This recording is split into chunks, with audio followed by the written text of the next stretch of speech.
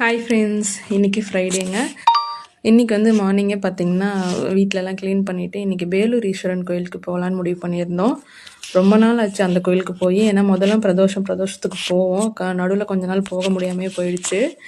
போகிற வழியில் பார்த்திங்கன்னா இந்த நர்சரி கார்டன் ஒரு வேலையாக போயிருந்தோம். சூப்பராக இருந்தது. நாங்கள் போன டைமுக்கு அந்த டைம் தான் தண்ணி ஃபுல்லாக விட்டுட்டு இருந்தாங்க. பார்க்கவே ரொம்ப அழகாக இருந்ததுங்க. அதுக்கப்புறம் கோயிலில் வந்து பார்த்திங்கன்னா இப்போ கொஞ்சம்லாம் ஒர்க் பண்ணிகிட்ருப்பாங்க போல். ஃபுல்லாகவே பார்த்திங்கன்னா நல்லா நோண்டி போட்டிருந்தாங்க. ஆனால் உள்ளெல்லாம் வந்துட்டு அந்த சுற்றி வர நடபாதையில் மட்டும் நோண்டி வச்சுருக்காங்க. மற்றபடி எதுவும் இன்னும் ஃபுல்லாக ஒர்க் எதுவுமே ஸ்டார்ட் பண்ணல.